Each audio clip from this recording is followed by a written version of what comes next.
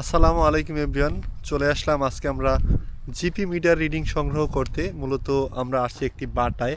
খুবই মনোমুগ্ধকর পরিবেশ দেখতে পাচ্ছেন এখানে। ইটের স্ট্যাক দিয়ে রেখেছে, খুব সাজালো গুছালো। আরও এপাশে অগোছালো ইট আছে, মানে কি বলবো, মনোমুগ্ধকর দৃশ্য। আপনাদের যদি চারোদিকে দেখাই, খোলা বিস্তীর্ণ একটা মাঠ আছে এখানে।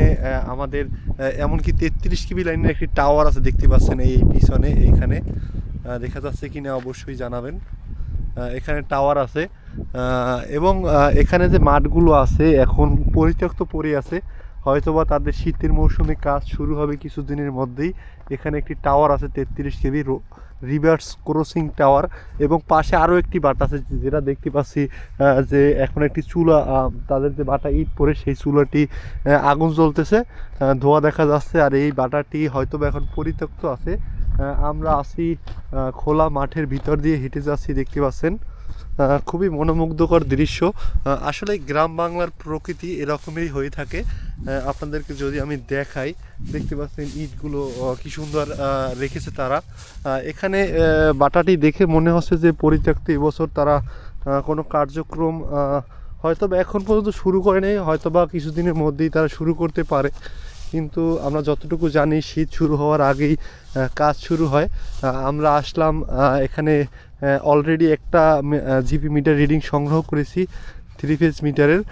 এখন আরও একটা মিটারের রিডিং নিতে আসলাম।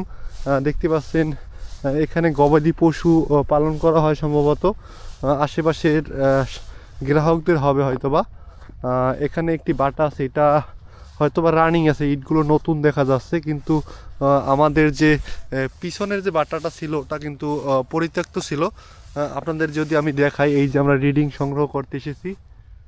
ভাই জিরো আসছে তো, বিদ্যুৎ আছে?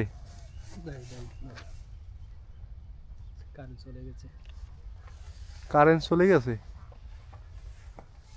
সাথে আছে আমাদের মোহাম্মদ আলী ভাই। আসলেই তো বিদ্যুৎ চলে গেছে। মোহাম্মদ আলী, বিদ্যুৎ চলে গেছে নাকি? ফোন দেবেন না, চালু হবে কোন সময়? ও, দুঃখিত দুঃখিত। এখানে আমাদের এই লাইনটি কাটা সম্ভবত, সেজন্য বিদ্যুৎ নেই। আমাদের ভুল হয়েছে, আমরা আরেকটি দিকে এসেছি আরও 5-7 কোটি আগে ওখানে। এখানে লাইন কাটা আছে সম্ভবত, এই জন্য আমরা রিডিংটি পাচ্ছিলাম না।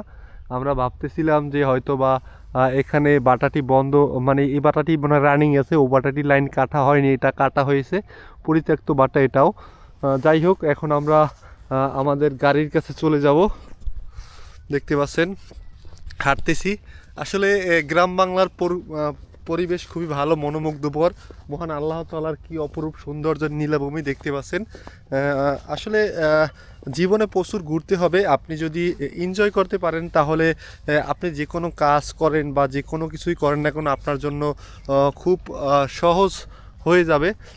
আপনাদেরকে আজকে আমরা দেখালাম যে আমরা কীভাবে রিডিং সংগ্রহ করে থাকি।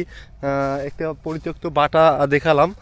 দেখতে পাচ্ছেন হাঁটতেছি, এখানে অনেক ইট পড়ে আছে, মানে কোনো লোকজন নাই, কি বলবো, পরিত্যক্ত বাটা।